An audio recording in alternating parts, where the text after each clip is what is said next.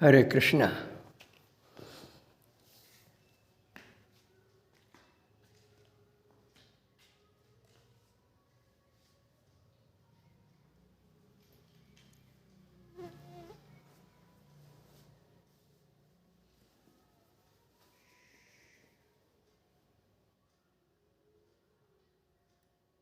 प्रियात्मन,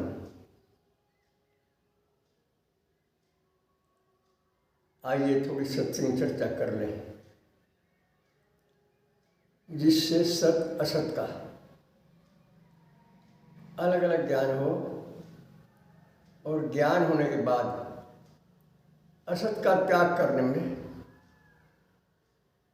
देर ना हो। यही सत्संग का लाभ होता है।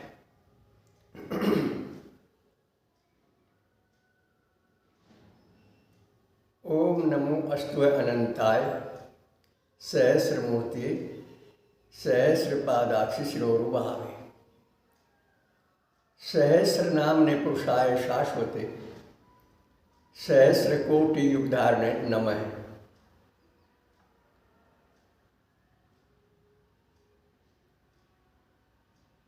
हो सकता है आपने बहुत बार सुना हो, हर व्यक्ति अपने आप में संपूर्ण होता है, परंतु सब कोई इस बात का विश्वास नहीं कर पाते।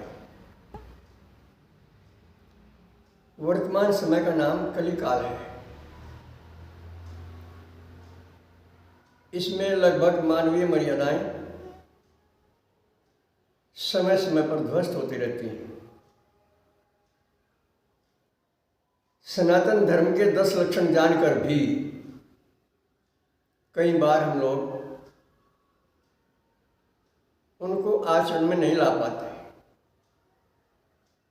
कारण एक दो नहीं, बहुत होते हैं, परंतु कारणों के भी कारण सर्वेश्वर सर्वात्मा विश्वात्मा सदा हम सबके हृदय में रहते हैं। इन्हें किसी नाम से किसी रूप से आप जाने, ये उसी नाम से उसी रूप से सामने आ जाते हैं।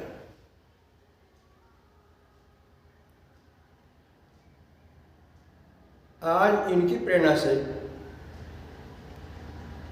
इस हृदय में एक बड़ी अजीब सी बात आई है, जो मैं आप सबसे साझा करना चाहता हूँ।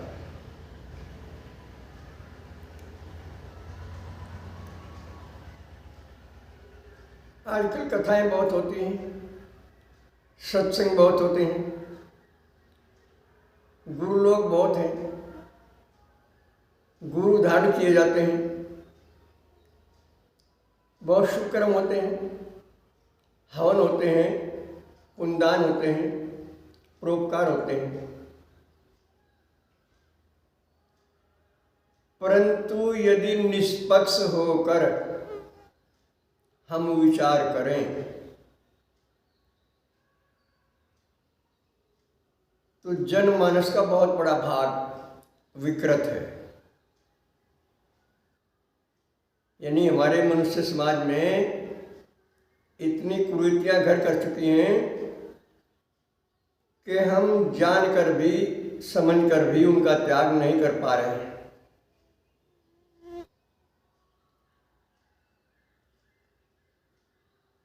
और अंतःकरण की उपाधियों से ऊपर नहीं उठ पा रहे हैं।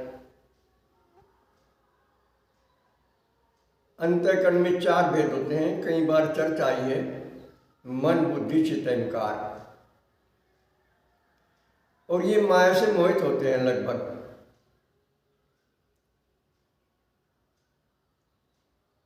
क्योंकि गीता में भी इस बात का उल्लेख आया है कि हर आदमी के दिल दिमाग और आंखों पर माया का पर्दा पड़ा हुआ है।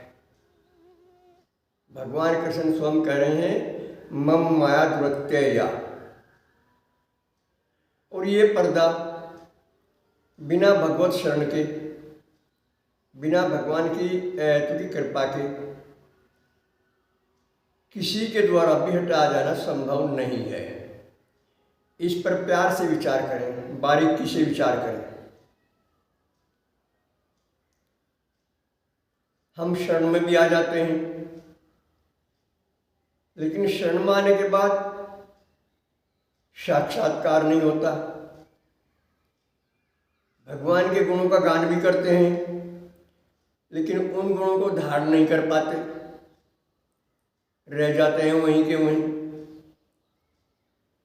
आजकल बहुत सारे हमारे भाई बहन कैसेट बने हुए हैं, जो सुनते हैं वही बोलने लगते हैं,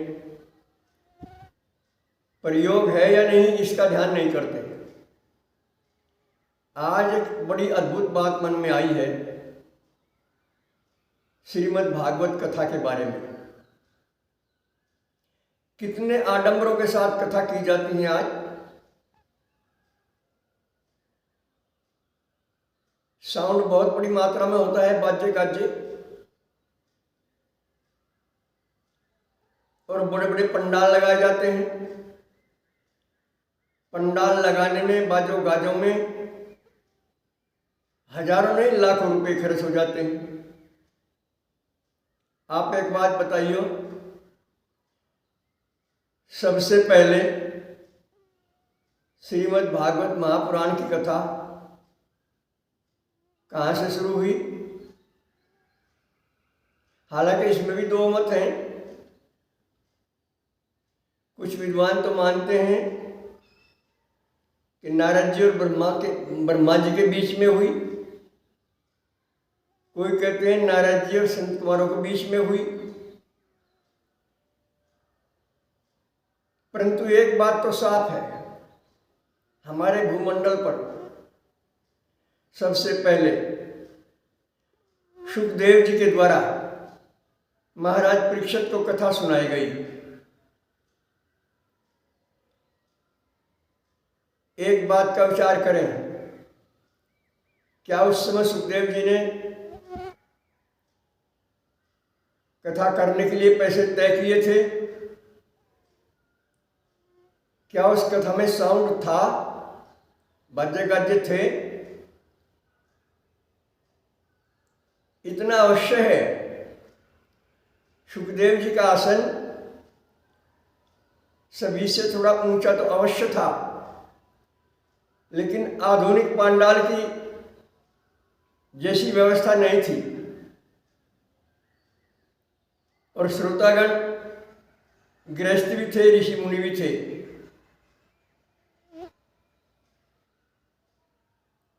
और वो कथा सुनते ही महाराज परीक्षित को जीवन मुक्ति प्राप्त हो गई थी। और भी बहुतों को जीवन मुक्ति प्राप्त हुई थी, उसका उल्लेख भागवत में नहीं है, क्योंकि सारी बातें लिखित में नहीं आती, कुछ बिना लिखे भी रह जाती हैं। प्रसिद्ध प्रसिद्ध बातें लिखी जाती हैं। जैसे भारत से विदेशी शासन को समाप्त करने में किन किन महापुरुषों का, किन किन देशभक्तों का सहयोग है, वो सब लिखित में नहीं है। कुछ मुख्य लोग लिखित में हैं, जिनको जनता जानती है, इतिहास बन गए हैं उनके। लेकिन जिनके इतिहास नहीं बने, जो लिखित में नहीं है, उनकी बहुत बड़ी संख्या है, ये सच है। तो आते हैं मुख्य विषय पर। कथा का जो स्वरूप आरंभ काल में सुखदेव जी के माध्यम से परीक्षित जी को निमित्त करके सुनाया गया। बहुत सारे गृहस्थियों ने, ऋषि मुनियों ने उसे सुना और आत्मसात किया। आज बिगड़ते बिगड़ते कितना बिगड़ गया है इसका रूप। अधिकतर कथाएं पैसों के माध्यम से की जाती हैं, व्यवसाय बन गया है एक। हमारी बहन बेटियां भी पैसा कमाने लगी हैं कथाओं के माध्यम से। भाई लोग तो कमाते ही हैं, बहन बेटियां भी कमाने लगी हैं। कथा को विशेष बनाने के लिए पीएचडी कर ली जाती है और श्रोताओं को मुग्ध करने के, प्रसन्न करने के नियम जान लिए जाते हैं। कितने कथावाचक अधिकृत होकर कथा करते हैं, अगर इसका आकलन किया जाए तो आप दंग रह जाएंगे। बहुत थोड़ी परसेंटेज है। काल क्रम से व्यवस्था बिगड़ते बिगड़ते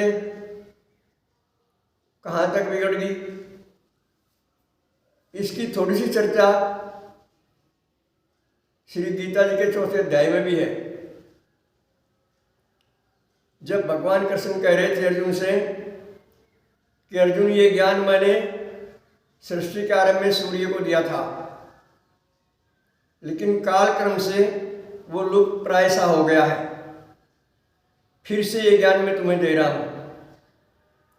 अर्जुन जी का प्रश्न था कि महाराज, हम और आप तो इस समय हैं और सूर्य का जन्म तो बहुत लाखों करोड़ों वर्षों पहले का है, कैसे जानूं कि आपने उनको ज्ञान दिया है?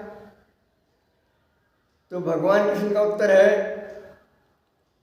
अर्जुन, मैं जानता हूं तुम नहीं जानते। मेरे तुम्हारे बहुत से जन्म हो चुके हैं, अर्थात मैं बहुत बार प्रकट हो चुका हूं संसार में, और ये राजा भी और तुम भी हर बार नए नए शरीरों में प्रकट होते हैं। 84 लाख योनियां हैं संसार में। तो काल क्रम से हर वस्तु परिवर्तित होती है। तुम भूल रहे हो, मैं भूलता नहीं हूं। तो इसका सार यह है कि जो वस्तु शुरू में उपलब्ध होती है, जिसका जन्म होता है, जिसका आविष्कार होता है, वो काल क्रम से प्रभावित होते होते अपना शुद्ध रूप गंवा बैठती है। और यदि हम वही लकीर पीटते रहें तो ज्ञान से अछूते रह जाते हैं। हम सबका कर्तव्य है सत असत का निर्णय करने के लिए धर्म ग्रंथों का आश्रय लें, अंतरात्मा में छुपे हुए परमात्मा को जानने का प्रयास करें। परमात्मा कितने दयालु हैं, सबके लिए सम है, इनका कोई अपना पराया नहीं होता। इस विषय पर गीता में भी काफी उल्लेख है। सच्चा जिज्ञासु जब तक उसकी जिज्ञासा शांत नहीं होती, चुप नहीं बैठता।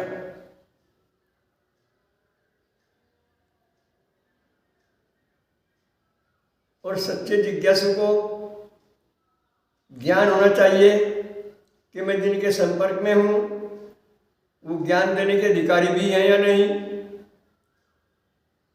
आज हम ये बात भूल जाते हैं।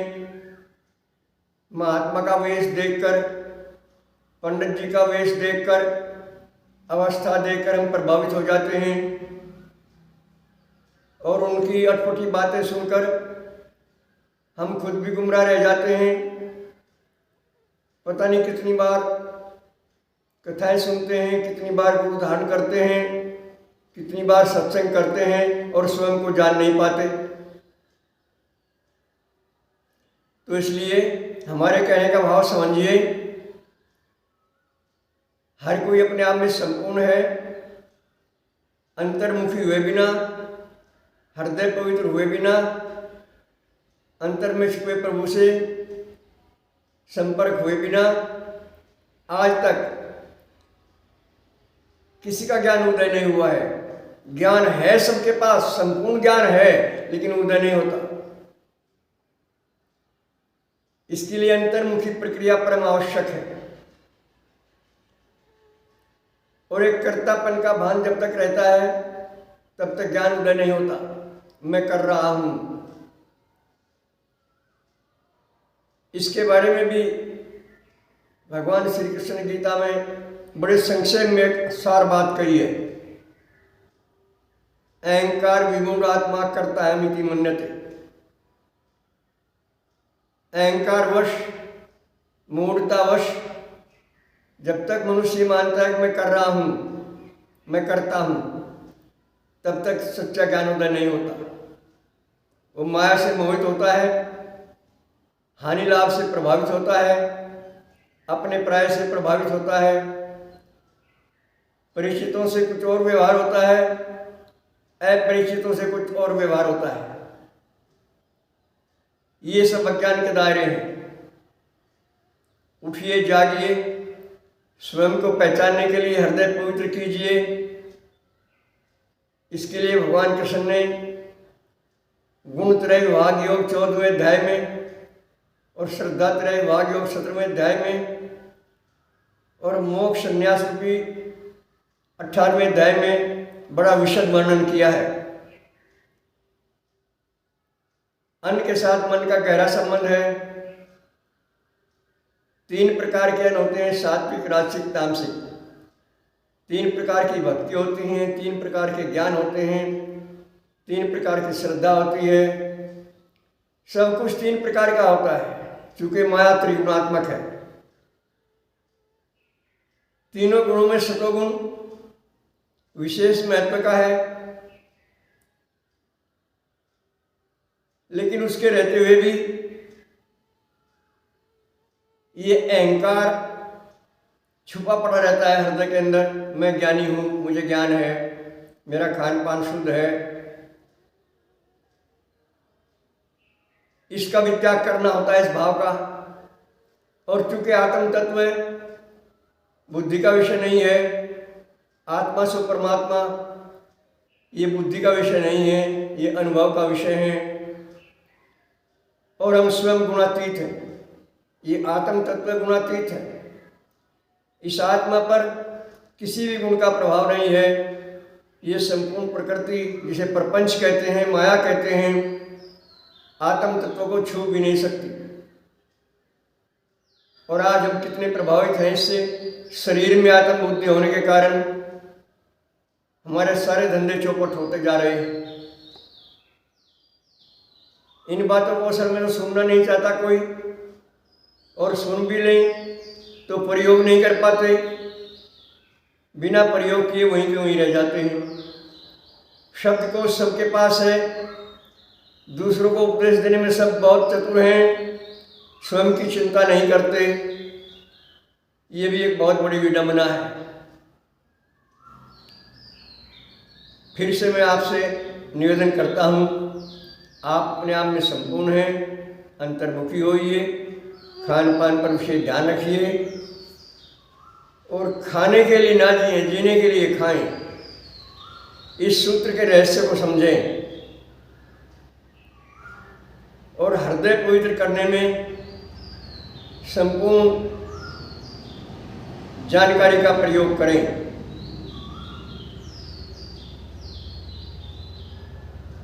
बस आज इतना ही।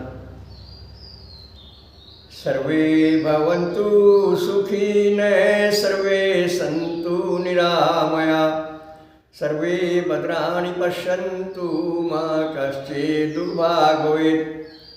हरि ओम तत्सत।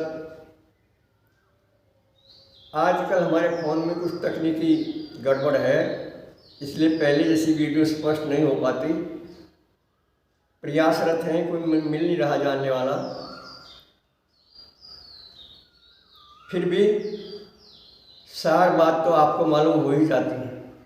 वीडियो सुनें, परखें और जीवन परिवर्तन करने के लिए दृढ़ संकल्प हों और इसी जीवन में आत्म साक्षात्कार की योग्यता प्राप्त करें। ये सबके लिए संभव है।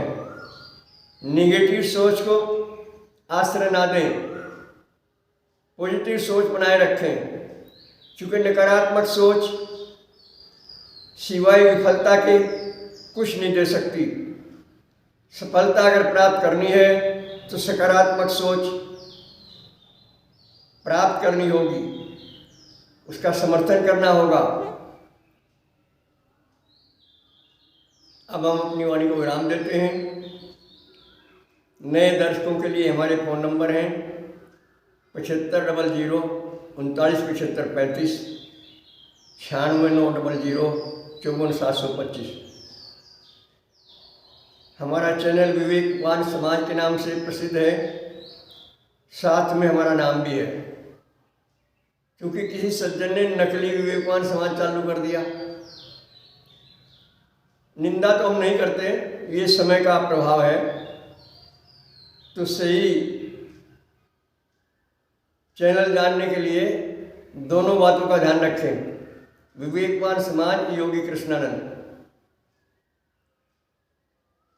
और विवेक जगाएं और संपर्क में आने वालों का भी ध्यान रखें।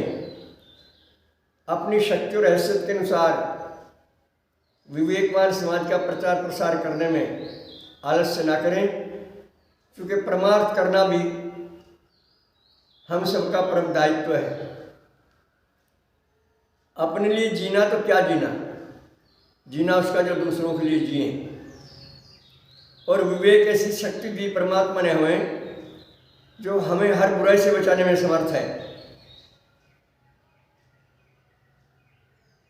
तो अपने लिए भी जिए, दूसरों के लिए भी जिए।